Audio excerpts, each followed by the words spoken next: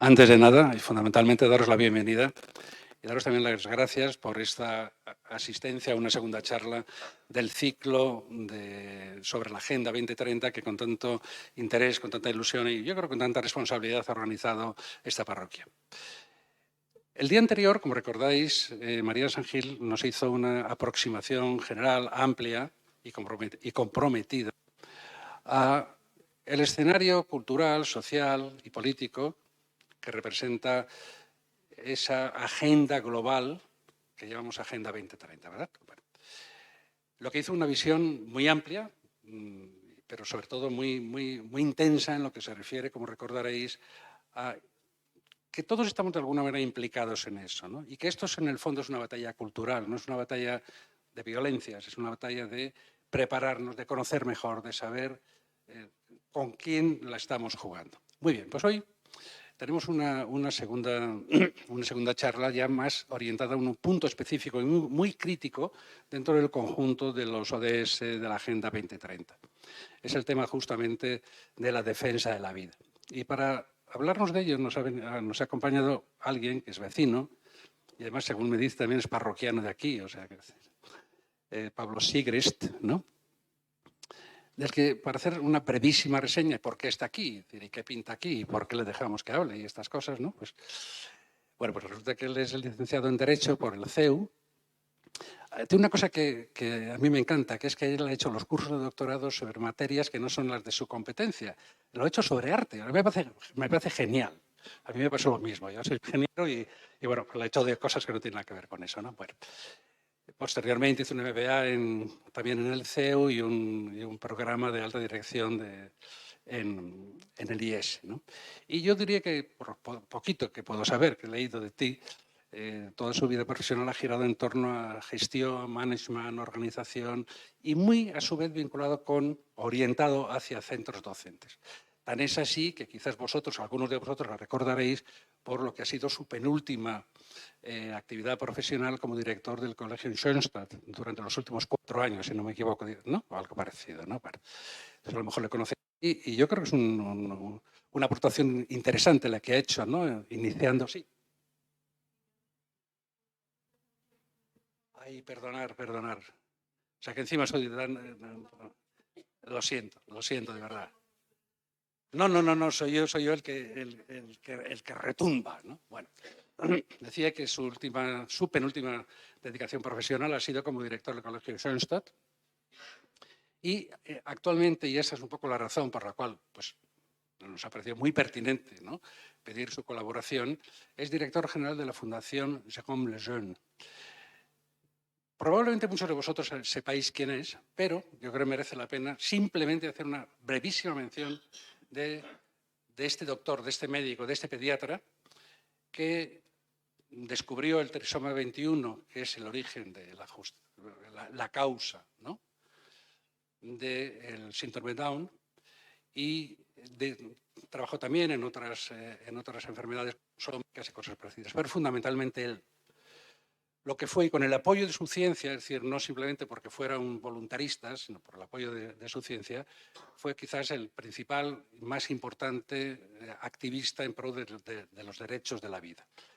Dicho esto, es decir, él como director general de esta fundación, pues fijaros si tiene mucho que decir sobre lo que hoy se está jugando en nuestro continente sobre la defensa de la vida. No.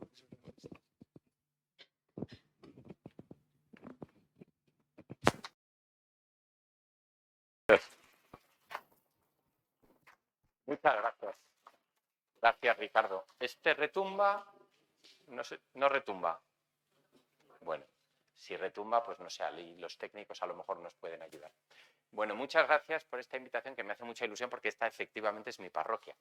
Y bueno, pues aunque no soy muy asiduo en las cosas de la parroquia, pero me da mucha alegría poder venir aquí y bueno, pues contaros un poco de lo que yo voy conociendo en mi actividad profesional. Yo estaba compaginando la actividad en la Fundación Jérôme Lejeune con la dirección del Colegio Nuestra Señora de Schoenstatt.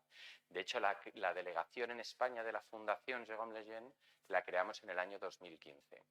La Fundación Jérôme Lejeune es una fundación francesa y probablemente un día, y animo a don Mario a que lo organice, podríamos hablar tranquilamente de Jérôme Lejeune, que es un gigante de la ciencia, de la medicina y de la fe, y es el gran asesor de Juan Pablo II en materia de ciencia, y bueno, a día de hoy es venerable de la Iglesia Católica, o sea que es una persona que merece la pena conocer.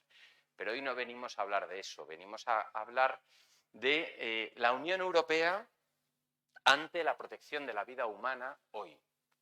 Y yo añado siempre este adjetivo, humana, porque no es exactamente igual la posición de nuestros políticos respecto de la defensa de todas las vidas, ¿no? La vida de los delfines o de las águilas reales está muy bien protegida, ¿no? Incluso en fase embrionaria, ¿no? Pues si uno encuentra unos huevos de águila imperial, tenga mucho cuidado con destruirlos, ¿no? Otra cosa es que pasa, por ejemplo, con un embrión de ser humano, ¿no? Que a lo mejor se puede destruir de una manera más arbitraria, probablemente.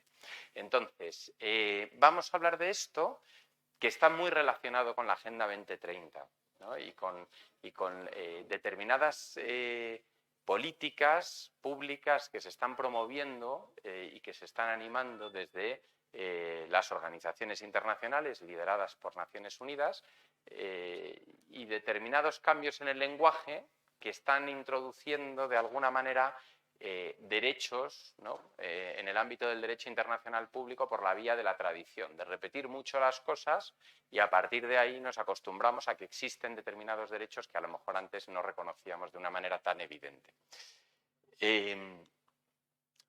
Bueno, a mí me gusta empezar por el principio, por eso he empezado recordando los textos fundantes, algunos, no quiero tampoco hacer aquí una clase de derecho, pero algunos de los textos fundantes en el derecho fundamental, el derecho internacional público, en Naciones Unidas en concreto, ¿no? O en el ámbito de la Organización de Naciones Unidas, en relación con el reconocimiento del derecho a la vida.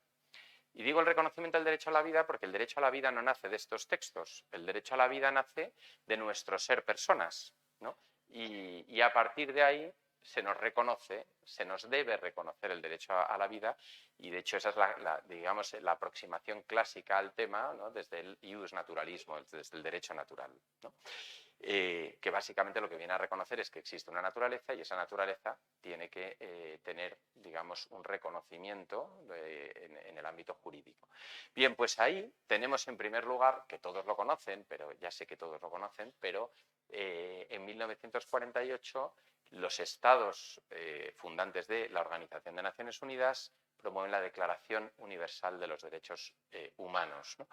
Que es la primera vez que se consagra de una manera rotunda y clara el derecho a la vida de todo ser humano, ¿no? Y bueno, y en general los derechos y libertades inalienables del ser humano. Inalienables quiere decir que no se pueden prescindir de ellos, ni siquiera el propio ser humano puede, titular de tales derechos y libertades, puede prescindir de ellos, ¿no? Bueno, y ahí se habla de que toda persona tiene todos los derechos y libertades proclamados en esta declaración, independientemente de cualquier condición. Y esto me parece que es muy importante que lo tengamos en cuenta, quizá porque yo vengo de la Fundación Jérôme Lejeune, pero me parece que es muy importante que lo tengamos en cuenta en esta semana, que acabamos de celebrar el Día Mundial del Síndrome de Down, ¿no? Que es probablemente la condición humana más vulnerable a día de hoy, no porque lo sea en sí mismo, la persona que porta tal condición, sino porque la pone directamente en una diana a partir del screening y de las pruebas prenatales y de la promoción, digamos, del aborto eugenésico, ¿no? Del aborto selectivo, ¿no?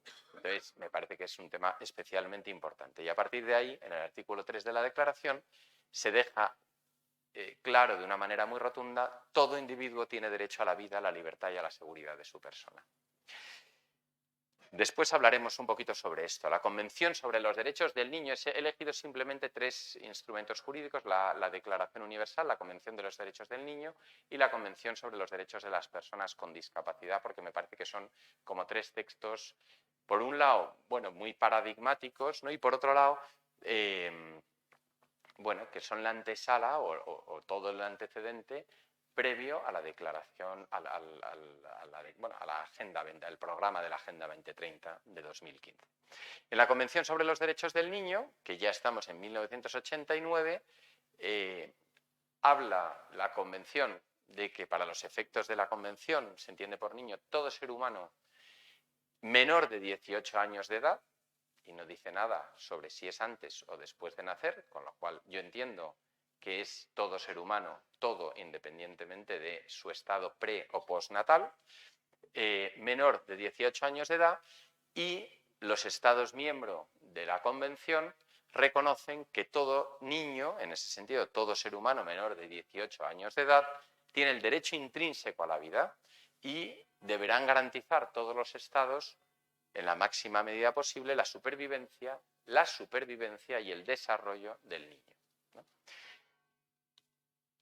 En relación con la Convención de los Derechos de las Personas con Discapacidad, en el año 2006, ya nos acercamos mucho a la agenda, la Convención plantea que el propósito que tiene es el de promover, proteger y asegurar el goce pleno y en condiciones de igualdad de todos los derechos humanos y libertades fundamentales por todas las personas con discapacidad, lo cual es muy importante y además me parece que es especialmente interesante que diga y promover el respeto a su dignidad inherente. Es decir, todas las personas con discapacidad, como evidentemente entiendo que no podría ser de otro modo, tienen derecho a disfrutar de todos sus derechos fundamentales, de derechos y libertades fundamentales, ¿no? Y los Estados se comprometen a asegurar y promover el pleno ejercicio de todos los derechos humanos y las libertades fundamentales de las personas con discapacidad sin discriminación alguna por motivos de discapacidad, ¿vale? Lo cual a priori nos parece de cajón, pero luego resulta que en el día a día no siempre es tan evidente, ¿no?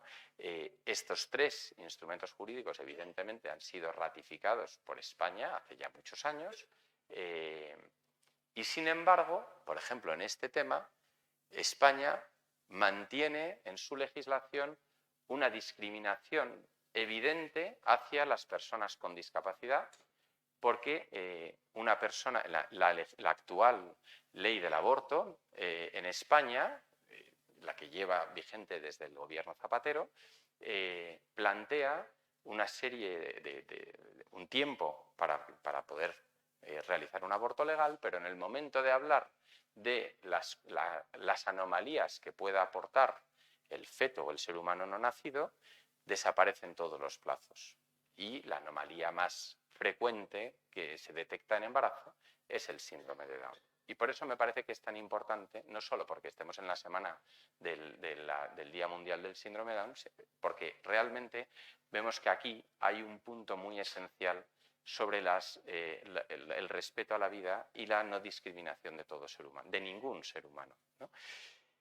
Bueno, estos textos son previos a la Agenda 2030, no me quiero poner muy pedante en la parte jurídica, pero claro, queda en la cuestión de qué es individuo, qué es ser humano, ¿no? Que es por donde se van cuestionando muchas veces la aplicación de estas legislaciones, ¿no? A nivel jurisprudencial en los tribunales, ¿no? Y a nivel legislativo. Bueno, ¿qué dice la ciencia, ¿no? Ya que hemos empezado hablando con Jérôme Lejeune, de Jérôme Lejeune, vamos a ver qué dice la ciencia. Jérôme Lejeune es un genetista, es el padre de la genética moderna, de lo que se llama la epigenética, porque descubre por primera vez la relación entre la genética y la vida, ¿no? Que la genética humana tiene relación y tiene impacto en la vida humana, cuando descubre la trisomía 21. La trisomía 21 es que existen tres cuerpos en el par de cromosomas número 21, ¿no? Que es el origen del síndrome de Down.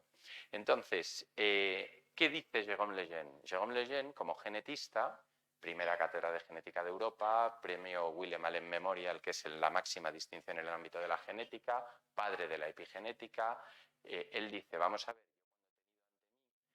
la evidencia de una trisomía, de una patología genética, he tenido ante mí antes un mapa cromosómico que evidencia un mapa cromosómico humano, con una patología, pero un mapa cromosómico humano.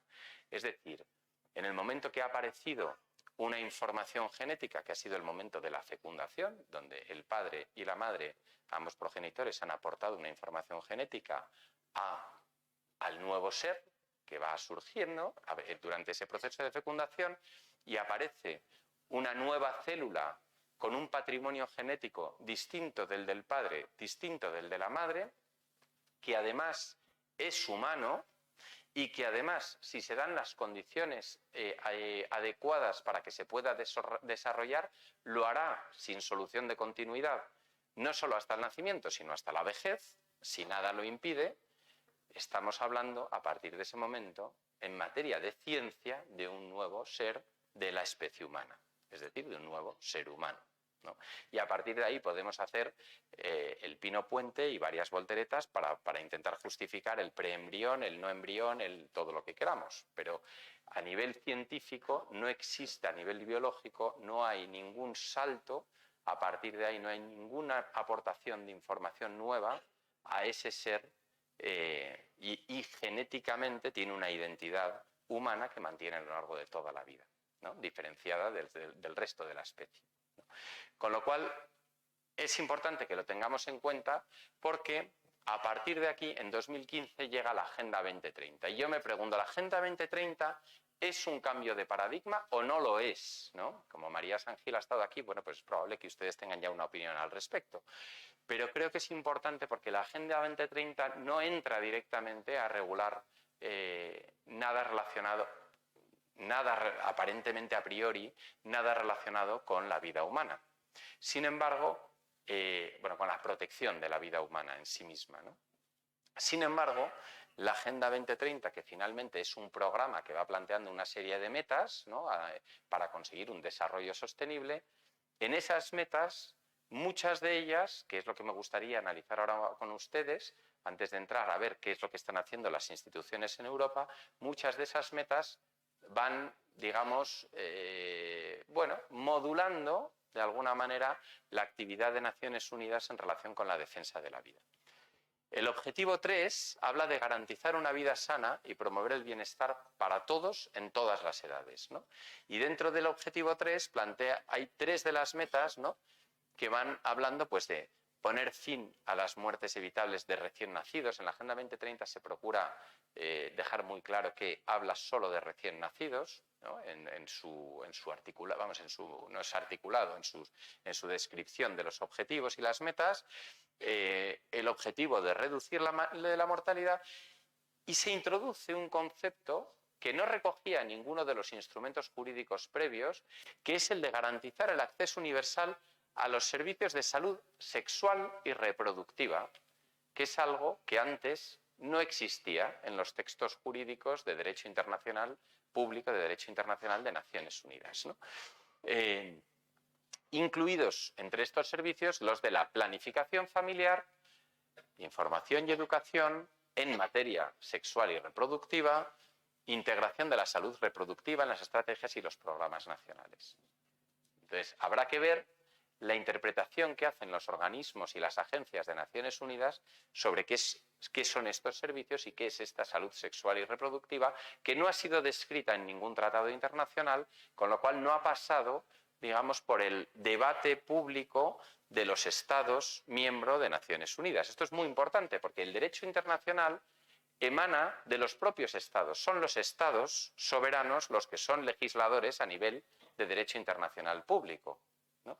Y sin embargo, hay muchos organismos relacionados con Naciones Unidas y muchas agencias de Naciones Unidas y comités, en concreto el Comité de Derechos Humanos, por ejemplo, tienen una actividad muy intensa en hablar de derechos asociados a la salud sexual y reproductiva de las personas, en concreto de las mujeres. El objetivo 5 habla de la igualdad entre los géneros, ¿no?, lo que siempre hemos llamado la igualdad entre los sexos, y el empoderamiento de mujeres y niñas, ¿no? Y aquí se vuelve a insistir en el acceso universal a la salud sexual y reproductiva, y se introduce ya directamente en el texto de la agenda los derechos reproductivos, que no existían con anterioridad en tratados de derecho internacional público. sí que existen en programas, por ejemplo, la conferencia de Beijing sobre el desarrollo humano, sí que ya insiste mucho en esto, pero no existe un tratado internacional que regule este concepto. Y esto es muy importante porque no ha sido, este concepto de los derechos sexuales y reproductivos no ha sido sometido al debate público de los estados y a la votación de los estados, ¿no? No directamente como texto vinculante internacional. Y tiene mucho que ver con el derecho a la vida, porque cuando uno va avanzando, no tenemos hoy mucho tiempo para entrar en todo esto, pero cuando uno va analizando las resoluciones de los comités y de las agencias de Naciones Unidas que hablan sobre los derechos sexuales y reproductivos, ¿no? Agencias que están de alguna manera controladas por una serie de burócratas y donde determinadas ONGs tienen una actividad de lobby muy intensa, ahí uno ve que el gran derecho sexual y reproductivo para estas agencias es el derecho, bueno, a la contracepción y el derecho al aborto, ¿no? Que Jérôme Lejeune diría que son las dos caras de la misma moneda, porque es verdad que la promoción de la contracepción supone la promoción del aborto, porque en la práctica genera una cultura que es muy extendida en Europa, por la cual el aborto se considera un método contraceptivo más, ¿no? De hecho, no se equivoquen, el perfil de mujer que aborta en Europa no es la pobrecita niña violada por su padre. Ese no es el perfil frecuente. El perfil frecuente es el de madre de familia, que ya tiene algún otro hijo y que no quiere tener más hijos, ¿no? Y con pareja estable en muchas ocasiones. El objetivo 10 de la Agenda 2030, reducir la desigualdad. Aquí habla de promover la inclusión social, económica y política de todas las personas, independientemente de edad, sexo. Aquí habla directamente de la discapacidad, ¿no? Y me parecía importante traer aquí esta meta del objetivo 10, ¿no? de la reducción de la desigualdad, porque si verdaderamente queremos promover la inclusión, los estados tan concernidos por la Agenda 2030 tendrían que estar reduciendo cualquier discriminación por razón de discapacidad. La realidad es que en España se habla mucho de inclusión, pero en la práctica nos encontramos con que en la cultura general y en la práctica de muchas administraciones, lo que se da cuando surge un diagnóstico de embarazo, por ejemplo, de un hijo con síndrome de Down, es todo lo contrario a la inclusión. Nosotros en la Fundación Jérôme Lejeune, en la cátedra de bioética que tenemos en la Fundación, hemos hecho una investigación. Una de las investigadoras asociadas a la cátedra, la doctora Teresa Vargas, sobre la comunicación del diagnóstico del síndrome de Down en España. Es una investigación estadística y la conclusión ha sido que la inmensa mayoría no tengo aquí el dato ahora mismo, pero vamos, era un porcentaje altísimo de las madres encuestadas, declaraban que habían sido sometidas, madres de hijos con síndrome de Down, que habían sido sometidas a una gran presión en el momento de ser comunicado el diagnóstico para que realizasen un aborto. E incluso en varias ocasiones surge la expresión de su hijo tiene una patología incompatible con la vida. Yo no sé si ustedes conocen a alguna persona con síndrome de Down, pero lo que sí les puedo garantizar es que la esperanza media de vida de una persona con síndrome de Down en Europa está en el entorno de los 64 años, lo cual, bueno, a priori no parece una patología incompatible con la vida, aparte que incompatible con la vida, hoy por hoy, lo que es la muerte, ¿no? Objetivo 16 de la Agenda 2030, promover sociedades justas, pacíficas e inclusivas, ¿no? Bueno, me parece importante la meta de reducir todas las formas de violencia. El aborto es violencia hacia el feto, pero también es violencia hacia la mujer y en muchos casos es violencia muy dañina hacia ella. Desde luego lo es psicológicamente y las personas que trabajan con mujeres que han abortado son muy conscientes de esto. Poner fin al maltrato, la explotación, la trata y todas las formas de violencia y tortura contra los niños. Promover el Estado de Derecho. El Estado de Derecho tendría que ser el garante del reconocimiento de los derechos fundamentales, el primero de ellos el derecho a la vida, y promover y aplicar leyes y políticas no discriminatorias en favor del desarrollo sostenible. Claro, todo depende, aquí ya entramos en qué consideramos desarrollo sostenible. ¿Es sostenible una sociedad que no es capaz de acoger a los miembros más vulnerables que llegan a ella? Bueno, es un tema que tendríamos que considerar. La pregunta es, ¿estamos realmente ante un cambio de paradigma? Bueno, por lo que yo les he ido diciendo y por cómo estaban articulados los tratados internacionales previos a la Agenda 2030, personalmente creo que sí que estamos ante un cambio de paradigma, y es un cambio de paradigma que coincide con la intensa actividad que tienen muchas instituciones en Europa, que es lo que vamos a entrar a ver ahora. ¿Qué pasa en Europa? En Europa, aquí les pongo el recorte de prensa del País en enero de 2022, apenas hace un año. Este es el discurso, el momento del discurso en el que el presidente de Francia, Emmanuel Macron, asumía y presentaba todo su programa para la presidencia de la Unión Europea en el momento que le tocaba, en el primer semestre del año pasado a Francia, ¿no? En este discurso, Emmanuel Macron, ¿cómo se llama? El País lo deja muy claro en su titular, apuesta por incluir el aborto en la Carta de Derechos Fundamentales de la Unión Europea, ¿no? Lo que luego no queda tan claro es que despliegue una encendida defensa del Estado de Derecho, ¿no? Cuando lo que está haciendo es promover el derecho a la vida solo de una parte de esa sociedad. Macron, en este momento, solicitó a los Estados miembros y a las instituciones, al Parlamento Europeo, que trabajasen para que el aborto sea incluido como un valor fundamental de Europa en el catálogo de la Carta de los Derechos Fundamentales, la Carta Europea de los Derechos Fundamentales, que es parte inherente del Tratado de la Unión Europea, es decir, es lo que funciona como Constitución de la Unión Europea. Esto ha generado un debate muy intenso.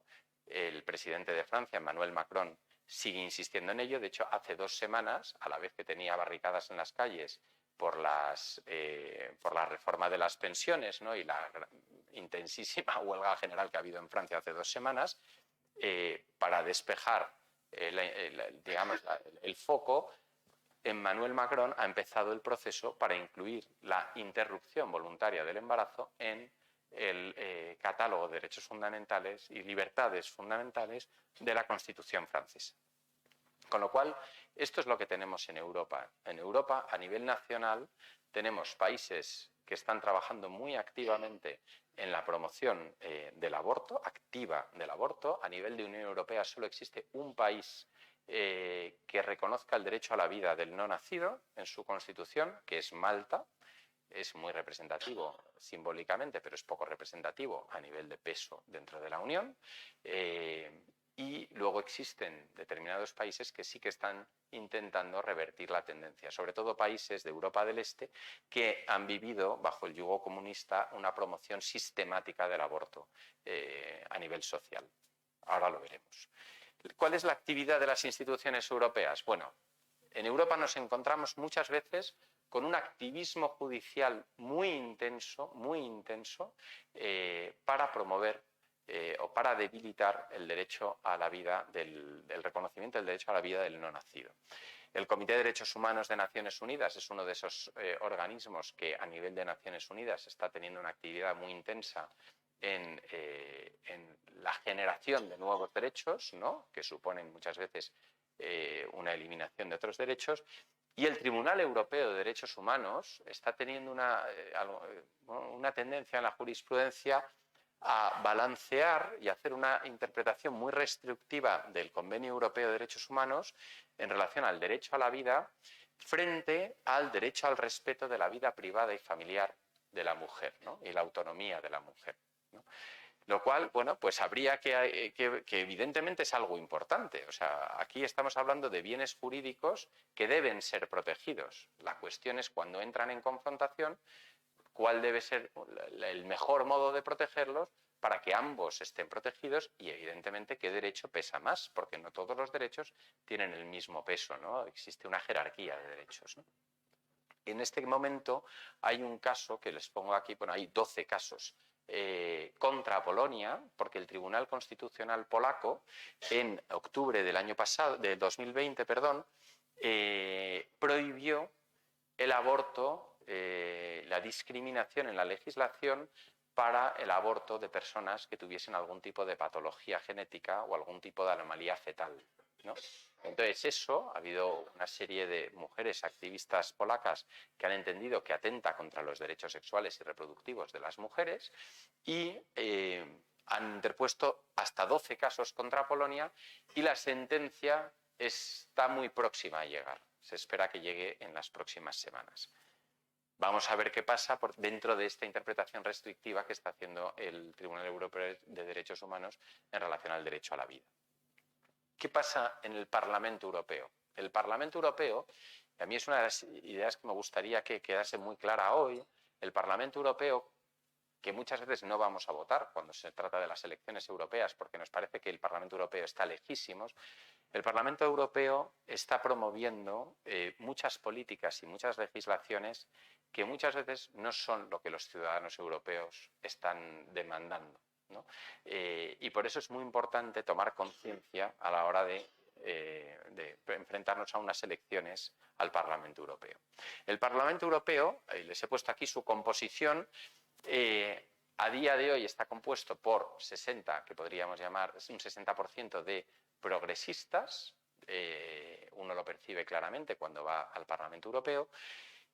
Además, el Grupo Popular Europeo, que tiene 176 escaños en el Parlamento Europeo, tiene posiciones muy ambiguas en relación al derecho a la vida. En el mejor de los casos son de abstención a nivel europeo, lo cual es muy importante que los votantes a nivel nacional sean conscientes para que puedan seguir de forma más directa la actividad de sus representantes políticos cuando se alejan un poquito y se van a Bruselas o a Estrasburgo, ¿no? La realidad es que el Parlamento Europeo, esta corriente progresista más la abstención del Grupo Popular Europeo en gran parte de los casos y con honrosas excepciones, está actuando de una manera muy activa, valga la redundancia, en modificar la tendencia legislativa.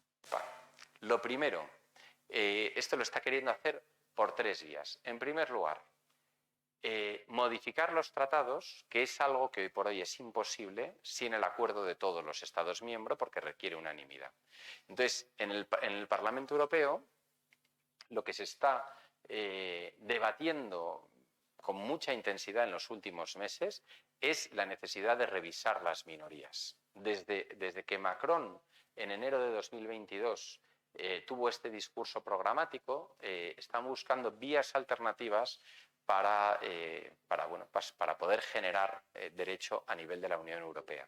Eso ya lo hicieron porque la Carta Europea de Derechos Fundamentales fue una carta que surgió de una convención, no surgió directamente de una... y luego se incorporó al tratado, ¿no? Pero el debate sobre la Carta de Derechos Fundamentales no se hizo en el seno del debate sobre la reforma del tratado que luego dio lugar al Tratado de Lisboa, simplemente se incorporó a él, ¿no? Entonces, Macron en esa línea desarrolló otra nueva convención de ciudadanos en Europa donde se animaba a los ciudadanos europeos a promover iniciativas y que luego fueran votadas en línea a través de Internet y comentadas. Las iniciativas que tuvieran más comentarios y más votos serían las que aparecerían en las conclusiones. Yo les puedo decir que la iniciativa que tuvo más comentarios y más votos fue una iniciativa propuesta por la Federación Europea One of Us, por la que se solicitaba que se reconociese el derecho a la vida desde el momento de la concepción del embrión. Fue la iniciativa más votada y más comentada en mayo del año pasado, en el marco de la Convención Europea que abrió el presidente Macron como presidente de la Unión Europea en ese momento. Sin embargo, en las conclusiones, aunque tuvieron que mencionarla, se hizo prevalecer las conclusiones de una iniciativa mucho menos votada para incluir el aborto en la Carta de Derechos Fundamentales de la Unión Europea. Con lo cual, ojo, porque esta actividad que está teniendo el Parlamento Europeo, que supone una presión política muy fuerte sobre los estados, sobre los gobiernos de los estados miembros de la Unión, están queriendo que se revisen las mayorías a la hora de modificar los tratados. En segundo lugar, otra vía por la que se está desarrollando un activismo muy fuerte en el Parlamento Europeo es lo que se llama el mecanismo de condicionalidad. Es decir, ampliar derechos sin necesidad de que tengan un impacto presupuestario. En este caso hay muchas recomendaciones yo les diría que el supuesto derecho fundamental al aborto como valor europeo es algo que nosotros vamos monitorizando semana a semana, lo que va pasando en el Parlamento Europeo, que prácticamente todas las semanas hay debates sobre esa cuestión propuestos en el Parlamento Europeo, aunque ninguno de nosotros seamos conscientes de ello, pero es que además, a través de distintas legislaciones comunitarias, se intenta introducir este derecho al aborto. En concreto, hay una directiva que actualmente está en debate, propuesta por la Comisión Europea, contra la violencia contra la mujer, que es algo por lo que todo el mundo votaría. Por supuesto, todos estamos en contra de la violencia contra la mujer. Y entonces, en el momento de entrar el texto de la Comisión en el Parlamento Europeo, las enmiendas que están proponiendo, por cierto, un eurodiputado del Partido Popular Europeo, lo primero que ha hecho ha sido introducir el derecho al aborto en los casos en los que la mujer haya sido sometida a violencia, ¿no? Con lo cual, mucho cuidado con eso, porque por ahí podría empezar a regularse un supuesto derecho al aborto que obligaría de entrada a todos los países, porque la realidad es que una directiva es vinculante para todos los Estados miembros en caso de que llegue a adoptarse, y todos ellos tienen la obligación de legislar para adaptarla y lo que se llama transponerla a su derecho nacional. Al mismo tiempo, por ejemplo, se está debatiendo un reglamento sobre sustancias de origen humano para regular el desplazamiento de sustancias biológicas, de material biológico humano por la Unión Europea, y ahí se está hablando de los servicios de reproducción transfronterizos, se está hablando del movimiento de gametos como un derecho dentro de la Unión Europea y del movimiento de embriones congelados dentro de la Unión Europea. De tal manera que, en caso de que un Estado miembro no estuviese a favor, como pasa en algún caso, de la reproducción artificial, de la reproducción humana artificial, estaría directamente vinculado a este reglamento, porque el reglamento es de aplicación directa en todos los Estados miembros de la Unión, no requiere ni siquiera una transposición. Y en tercer lugar, la tercera vía, que esta es la más, bueno, todas ellas son chocantes, ¿no? Pero esta es una de las más chocantes, es la de prohibir la entrada de determinadas ONGs en los debates públicos, tanto de las comisiones como del Parlamento Europeo. Este tema, que es algo que ha empezado a pasar, pues yo diría de verano a esta parte, es algo muy chocante, porque en la Comisión de Transparencia, bastante implicada, de hecho, no sé si han oído hablar del Qatargate. El Qatargate es un escándalo sobre financiación de determinados eurodiputados del Grupo Socialista por parte de Qatar para influir en las políticas de la Unión Europea. Bueno, pues sorprendentemente, esta comisión lleva ya 3 peticiones a la presidenta del Parlamento Europeo para que prohíba la entrada de las ONGs que sorprendentemente son favorables al respeto de la defensa de la vida humana. De hecho, aquí les pongo 2 de ellas en las que yo estoy directamente vinculado, la Fundación Jérôme Lejeune y la Federación Europea One of Us. A nivel europeo hay muy poquitas ONGs que estén trabajando en ese ámbito por la defensa de la vida humana.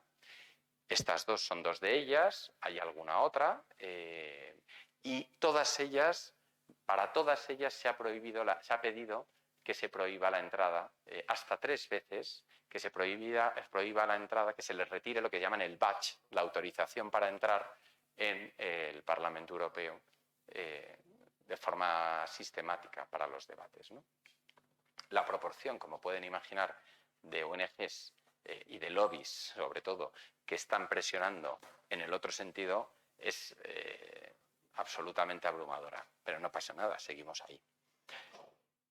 En realidad, independientemente de todas las ONGs, de todas las asociaciones, fundaciones y organismos que creemos, la realidad es...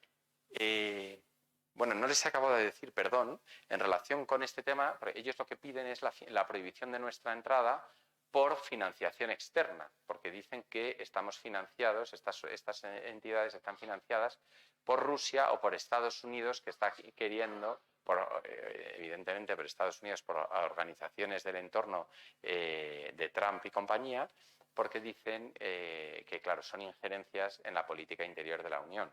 Recuerden que les he hablado de los políticos que están en el Qatargate. En cualquier caso, ojalá tuviésemos esta financiación, porque probablemente nos podríamos organizar mejor, pero desgraciadamente no la tenemos. Bien, en realidad, ¿qué quieren los ciudadanos europeos? Esto que les estoy poniendo aquí es el resultado de la iniciativa ciudadana europea más votada en Europa. Vamos a ver, el Tratado de Lisboa, no sé cómo vamos de tiempo, ¿me estoy alargando un poquito mucho? ¿Voy bien? El Tratado de Lisboa quiere reducir el déficit democrático en la Unión. Es evidente que la Unión pilla muy lejos la Unión Europea pilla muy lejos de los ciudadanos de la Unión, ¿no? Entonces, como se quiere reducir ese déficit democrático, se incluye algo parecido a una iniciativa legislativa popular. La única pena es que por presiones de las instituciones, particularmente de la Comisión, que es la que tiene en gran medida la iniciativa legislativa en Europa, se quedó en iniciativa ciudadana europea. No es más que derecho de petición a la Comisión Europea para que tramite legislaciones europeas. Esto se puede hacer desde el año 2012, y en 2012 una serie de ciudadanos registraron una iniciativa y nos pusimos a trabajar. Quizá a ustedes les suene, la iniciativa ciudadana europea One of Us. One of Us lo que pedía es que la Unión Europea, que las instituciones europeas dejen de financiar todo lo que supone destrucción de embriones. Y había 3 peticiones concretas porque, a pesar de lo que pueda parecer por la actividad del Parlamento Europeo, el derecho a la vida no es una materia transferida, no es de competencia de la Unión Europea.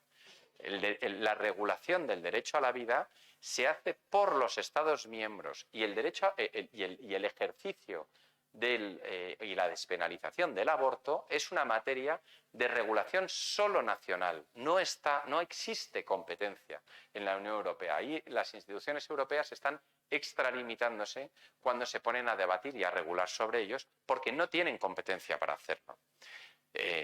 Pero lo que sí tienen competencia es para destinar fondos a la investigación y a la cooperación al desarrollo.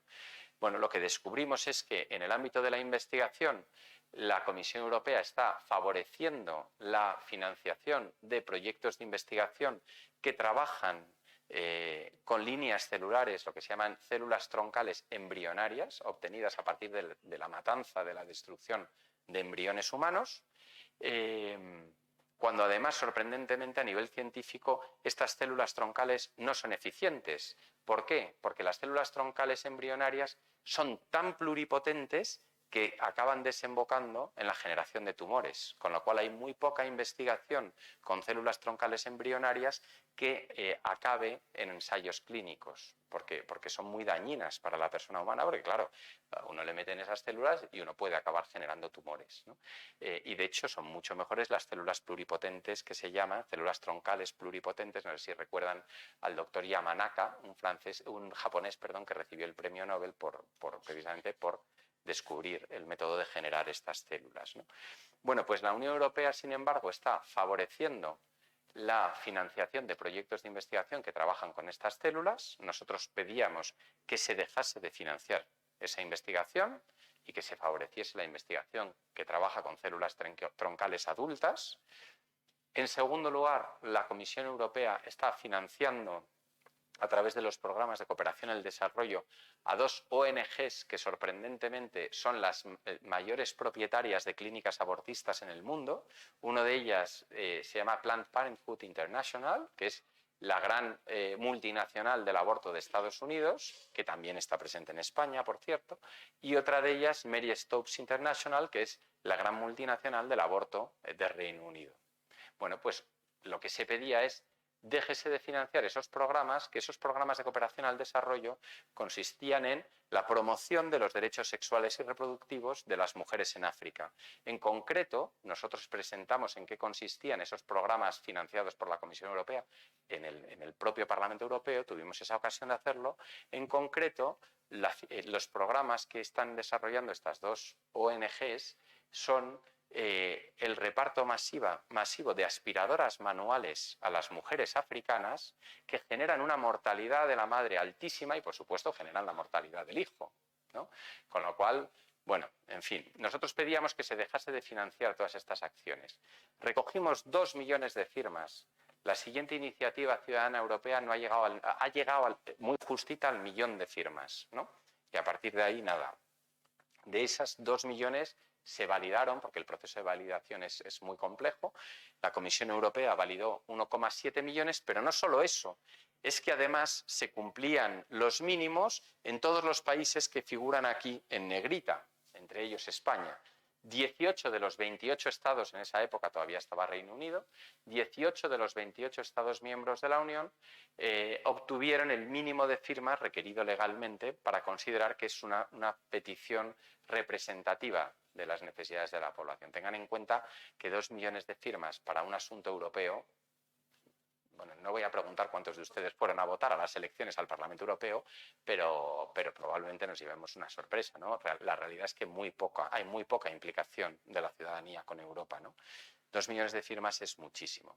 El resultado fue que la Comisión Europea hizo un escrito lacónico el día que se disolvía el Parlamento Europeo, con lo cual no había capacidad de gestionar más, donde decía que no procedía a tramitar esa iniciativa porque consideran que es mucho más eficiente, sin ningún argumento científico, la investigación con células troncales embrionarias y porque los programas de promoción de los derechos sexuales y reproductivos de las mujeres en África son algo esenciales para la promoción al desarrollo, ¿no?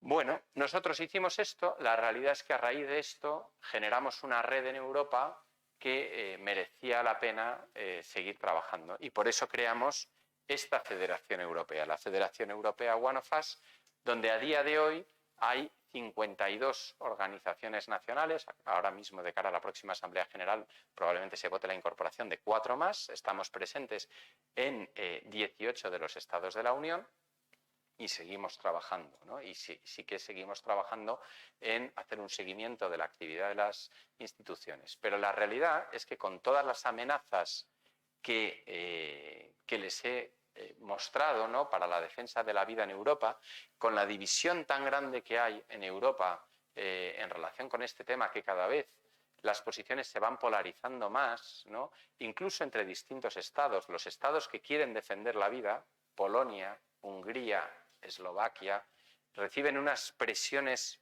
enormes por parte de la Comisión Europea y del Parlamento Europeo, que llaman a sus gobernantes a rendir cuentas y hacer el ridículo en el Parlamento Europeo, ¿no? Con lo cual, a día de hoy, ¿qué es lo que queremos y qué es lo que podemos hacer los ciudadanos europeos, ¿no? Pues realmente lo primero que conviene que hagamos, y es un poco el gran objetivo que busco yo con esta charla, es tomar conciencia. Existe una gran amenaza en Europa y si los ciudadanos europeos no tomamos conciencia, es probable que nos encontremos con que nuestros gobernantes introducen un derecho fundamental al aborto o una libertad fundamental a ejercer el aborto en la Carta Europea de Derechos Fundamentales, en cuyo caso todos los Estados miembros de la Unión, todos van a estar obligados a aceptar eso como derecho fundamental. Claro, cuando se declara algo como un derecho fundamental, quiere decir que si una persona intenta disuadir a una mujer de abortar, está impidiendo el ejercicio de un derecho fundamental si eso es un derecho fundamental, que no lo es. Entonces, seamos conscientes de que la amenaza es muy grave a nivel europeo y que requiere la movilización ciudadana. Entonces, yo lo que les animo es a tomar conciencia, a movilizarse y, de alguna manera, extender la voz y bueno, nosotros seguiremos trabajando para poder hacer iniciativas, así que les animo también a que se suscriban, por ejemplo, a One of Us y de esa manera puedan estar informados porque trabajaremos para hacer alguna nueva iniciativa que pueda frenar esto a nivel europeo. Muchas gracias. No sé si quieren hacer alguna pregunta. Me ha alargado mucho.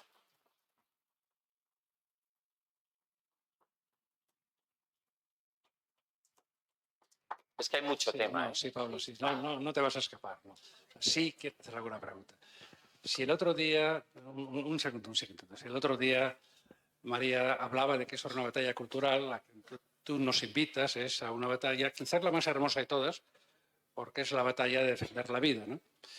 y siendo conscientes además de que la vida que se defiende, aquella vida del no nacido, no es fruto de una decisión legislativa de nadie, sino que, gracias, es fruto de una decisión legislativa, ni es fruto también de que el ser vivo, es decir, ejerza o no unas determinadas facultades, sino que es inherente a la propia identidad de persona humana, ¿no?, de su nacimiento. Yo creo además que una muy buena parte de nosotros somos abuelos o candidatos a ser abuelos o cosas parecidas. Es decir, y yo creo que efectivamente hay un campo, no diría yo de lucha, la palabra no me gusta demasiado, pero hay un campo de implicación, de compromiso, de dar la batalla bella de la vida, ¿no?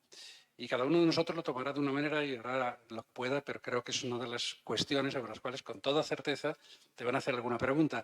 Yo te dejo que tú, si te parece, mira, hay una persona que ya ha levantado el brazo, yo le dejo el micro. Disponemos de unos 15 minutos o 20 para algunas preguntas, ¿no? A veces el primer activismo, solo una cosa, pero a veces el primer activismo en favor de la vida es cuando nos enteramos de que una mujer está embarazada, es decir enhorabuena. Porque la cultura nos la van cambiando y a veces no nos damos cuenta y lo que decimos es, anda, de verdad estás embarazada, ¿no? Parece que un embarazo es un problema, cuando un embarazo es un regalo, ¿no? Entonces yo animo a reivindicar, a recuperar la palabra enhorabuena, perdón. No, yo me hago una pregunta. Pongas el micro, porque si no, no se escucha. Yo me hago una pregunta. Entonces es muy importante a quien votemos en el Parlamento Europeo. Es muy importante a quien votemos en cualquier lado. Entiendo. ¿Y qué partidos defienden la vida? Bueno, yo ya he presentado un poco el mapa a nivel de grupos parlamentarios europeos, ¿no? O sea, la realidad es que en los grupos parlamentarios europeos es muy minoritaria, o es minoritaria la defensa de la vida, y no todos los partidos tienen una posición clara al respecto.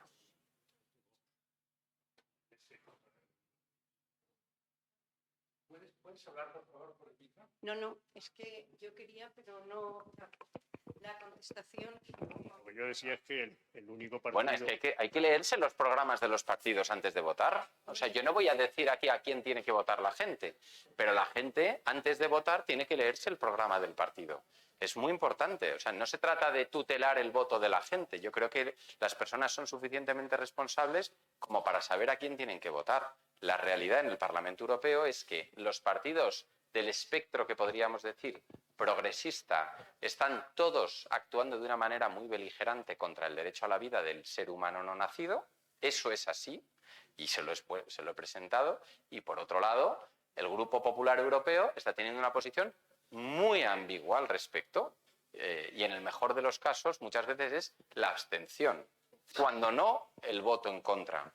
Entonces, con honrosas excepciones, y podría decirles nombres de eurodiputados que están teniendo una actitud muy valiente en defensa de la vida. También es verdad que estar en el Parlamento Europeo sin sentir el apoyo de la sociedad europea que defiende la vida y sintiendo la presión permanente y constante de todas estas agrupaciones, ONGs que actúan y que son muy beligerantes en contra del derecho a la vida del no nacido y a favor de un supuesto derecho al aborto, también eso hay que vivirlo. O sea, entonces yo creo que lo que cada ciudadano debe hacer es formarse bien en los programas, cada uno de los grupos políticos, a la hora de ejercer el voto. Pero cada uno tiene que votar en conciencia lo que considere que debe votar. Gracias.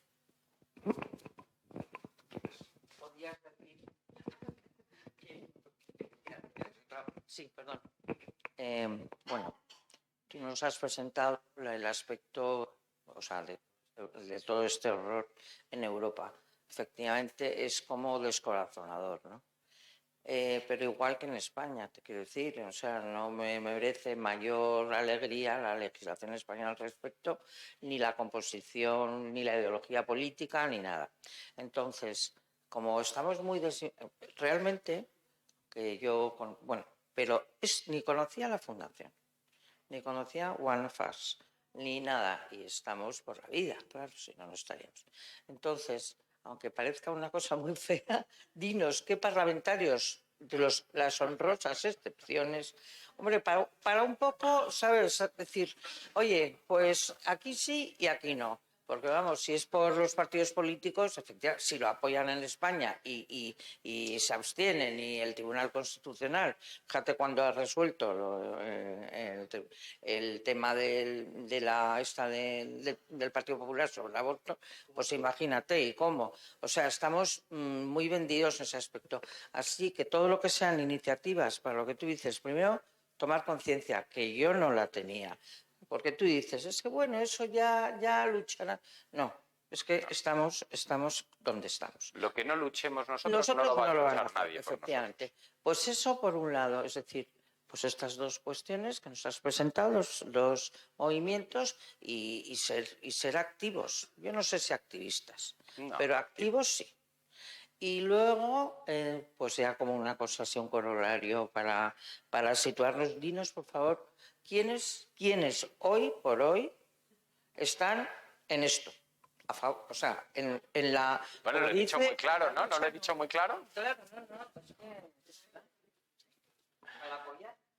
Sí, la realidad es que a nivel europeo los únicos que están votando inequívocamente como grupo parlamentario a favor de la vida es el grupo conservador, dentro del cual está Vox en España. Y a nivel, nosotros trabajamos con ellos, pero trabajaríamos igual con el Grupo Socialista si pudiésemos hacerlo y nos dan la ocasión de hacerlo. Y también trabajamos en ocasiones con el Grupo Popular Europeo y hemos trabajado mucho con ellos, ¿no? Y ha habido eurodiputados extraordinarios y a día de hoy, por ejemplo, la eurodiputada Isabel Benjumea, por ejemplo, que es del Partido Popular Europeo, es una eurodiputada muy clara. Nosotros también trabajamos con ellos, ¿no? O sea, nosotros no somos un grupo político ni queremos serlo. Nosotros somos servidores de la vida y estamos ahí para defender la vida de todo ser humano.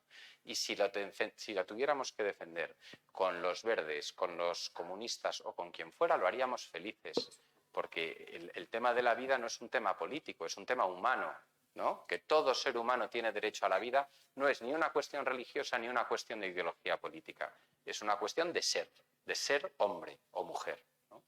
Entonces... Buenas tardes, Pablo. Buenas tardes. Primero, dar las gracias por la ponencia. Y luego, en segundo lugar, mi pregunta, bueno, yo soy estudiante de medicina, entonces me ha sorprendido mucho lo que ha contado de los médicos, de cómo cuando dan la noticia a una madre que va a tener un hijo con síndrome de Down, la primera opción es abortar. Entonces la pregunta es, ¿por qué cree usted que hay tanto interés en que se aborten los niños con síndrome de Down? No sé si es una causa económica, igual porque son niños que vienen con muchas comorbilidades y son un gasto sanitario, o si por miedo a ir en contra de lo que dice la sociedad. No sé, es algo que me ha sorprendido, entonces le pregunto a ver si me puede responder. Gracias. Bueno, vamos a ver. Yo no soy médico, pero lo que yo creo es que los médicos están sometidos a muchas presiones, y muchas veces están sometidos a demandas muy injustas, ¿no? Porque se han dado casos de médicos que han tenido que pagar indemnizaciones a familias por no haberles diagnosticado o comunicado un diagnóstico, por ejemplo, de síndrome de Down, ¿no? Entonces eso ya genera cierta inquietud en algunos médicos, ¿no?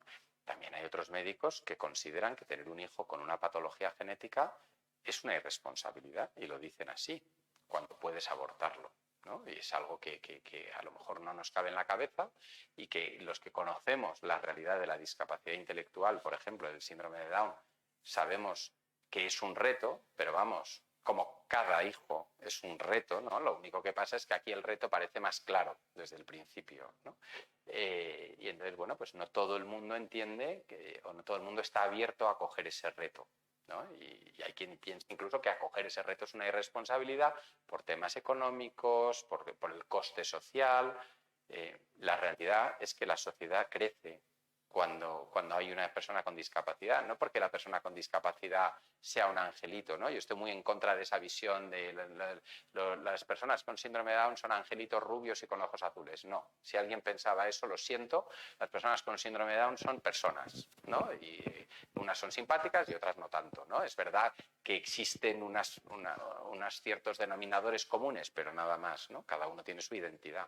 Ahora, es verdad que la acogida de esas personas saca lo mejor de su entorno, ¿no? Y uno lo que encuentra es que las familias que han dado un sí inequívoco y definitivo a ese hijo están unidas, son capaces de valorar lo verdaderamente importante, tienen más motivos de felicidad porque son capaces de apreciar lo pequeño, ¿no? Con lo cual, eso es un dato empírico. Entonces, pero no porque sean angelitos, sino porque es verdad que asumir el reto de nuestro hijo y entregarnos por él hasta el final saca lo mejor de nosotros mismos y ya está, ¿no? Y bueno, y por otro lado, esas familias también requieren mucha ayuda. Entonces, ¿por qué los médicos hacen esto?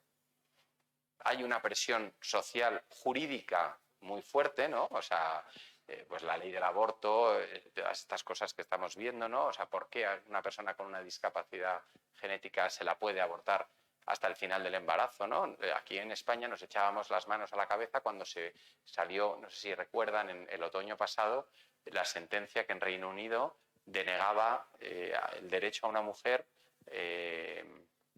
a protegerse contra una discriminación porque tiene una legislación prácticamente idéntica a la española en esta cuestión, ¿no? Y nos echábamos las manos a la cabeza, pero porque no conocemos la legislación española.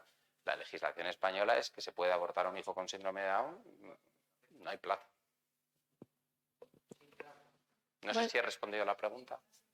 Buenas tardes. Yo quería preguntarle si la regulación sobre la vida es una cuestión de legislación nacional y los órganos de la Unión Europea no deberían poder intervenir, si el Tribunal de la Haya no puede intervenir al respecto de que los órganos de la Unión estén haciendo algo, o al ser de Naciones Unidas no puede hacer nada.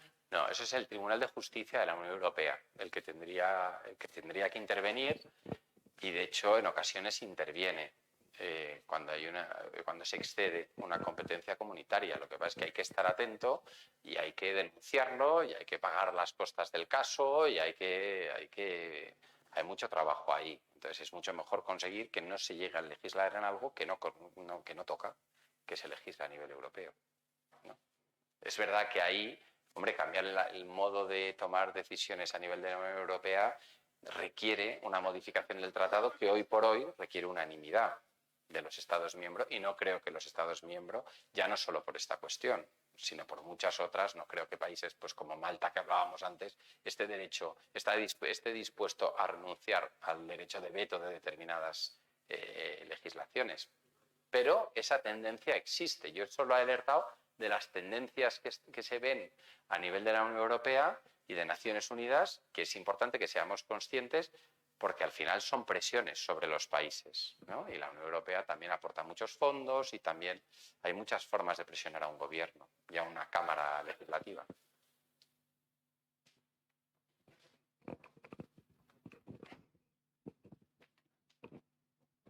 Vamos a ver, mi pregunta se relaciona con el famoso derecho ese que quieren incorporar al aborto en la Carta de Derechos Humanos de la Unión Europea.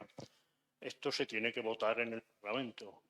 ¿Qué mayoría se exige para que eso se apruebe en el Parlamento? Punto 1.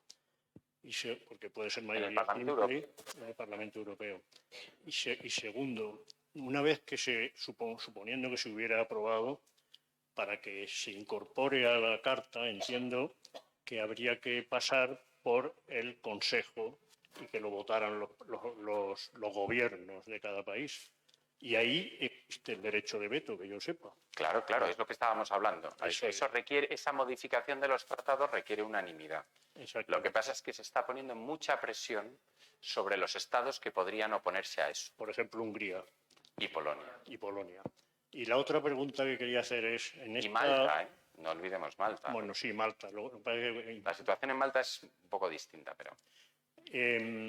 Lo siguiente que quería preguntar es esa presión tan brutal que se está haciendo, por ejemplo, con el aborto que se está pregonando de todas las formas posibles en África.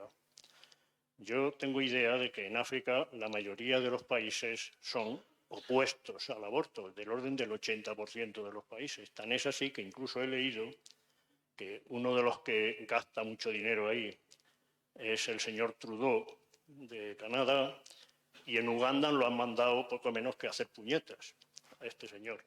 Entonces, lo que yo no sé es esto que está prohibido en la legislación de los países africanos, ¿se puede hacer esa propaganda dentro de esos países? La realidad es que se hace. La realidad es que las agencias de Naciones Unidas llegan con mucho dinero a África y la realidad es que nosotros, o sea, yo tengo evidencias en mi despacho de hospitales religiosos en África, en un determinado país africano, que no permite el derecho al aborto, pero que están promocionando o promoviendo políticas ¿cómo se llama? De anticoncepción y políticas abortistas, bueno, y también abortos, porque es la única manera que tienen de recibir la financiación de Naciones Unidas, de las agencias de Naciones Unidas. Entonces es muy importante también apoyar ahí, o sea, porque la realidad es que, claro, no vale darse golpes de pecho, o sea, lo que hay que hacer es, bueno, en la medida de las posibilidades de cada uno, pues ayudar a buscar soluciones. Buenas tardes, Pablo. Muchas gracias por la ponencia. Ha estado muy bien.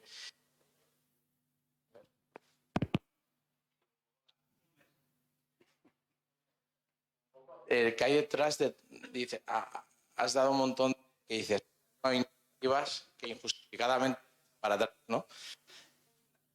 El dato es el cuarto negocio millonario más grande en el mundo, ¿no? Después de 3 industrias que son totalmente ilegales, esa presión es la que hace todo esto injustificado, ¿no?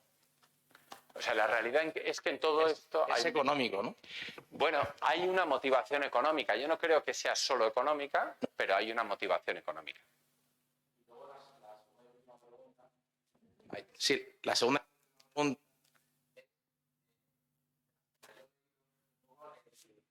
El objetivo de la Agenda 2030 no es, por supuesto, las personas con discapacidad sobran, pero es una reducción de la población civil. Luego, ¿dónde va ya la defensa en segundo orden para ellos? Dices, ¿qué hay que hacer si realmente le importamos la población civil, la quiere reducir para controlarla, ¿no? Claro, vamos a ver, al final muchas de estas tendencias de promoción del desarrollo sostenible, no todas, porque o sea, pues en todas las cuestiones climáticas, o sea, hay cosas que son objetivas y que están ahí, ¿no? Pero es verdad que hay agencias que lo que están planteando es que el hombre es el que está haciendo daño al planeta, ¿no? Entonces lo que hay que hacer es reducir, o sea, son las visiones malthusianas, ¿no? Que hay que reducir la población mundial. Bueno, eso es realidad, que está subyaciendo en gran medida el debate, ¿no? Pero bueno, eso sí, está ahí, y hay que ser conscientes de que está ahí. Y bueno, lo que pasa es que es verdad que luego hay maneras de enfrentarlo, ¿no? Porque por ejemplo, la Iglesia Católica ha suscrito la Agenda 2030, pero la ha suscrito haciendo una declaración interpretativa y diciendo, bueno, donde dice esto, el Vaticano entiende esto, ¿no? El Vaticano, no la Iglesia Católica, el Vaticano como Estado, ¿no? Bueno, es una manera también de trabajar, ¿no? Pero lo más importante es ser consciente y en la medida de lo posible pues estar presente y hacer consciente a la población, porque yo creo que es un tema muy importante del que no somos conscientes. Todas las empresas están apuntando al carro de la Agenda 2030 y muchas veces sin hacer un análisis crítico de lo que hay detrás, ¿no? Porque también es verdad que bueno, pues a lo mejor si no estás tan metido no te das cuenta de lo que hay, ¿no? Porque suena bien, o sea, objetivamente no suena mal. Bueno, parece que no tenemos más preguntas, ¿no? Yo no sé qué les sucede a ustedes. Para mí, digamos, después de una ponencia como la tuya, una exposición tan clara, tan nítida, tan neutral, yo diría casi como la tuya, pues uno siente un cierto desgarro, ¿no? Personal, ¿no? Pero el objeto no es ni muchísimo menos que salgamos aquí con un cierto descorazonamiento. Al revés, yo creo que la batalla cultural, la batalla de la vida, es una batalla feliz, gozosa, viva. Y los ámbitos probablemente nos queda un poco lejos las actuaciones en los entornos políticos y demás, ¿no? Yo sí tuve una época, pero fue muy distante, ¿no?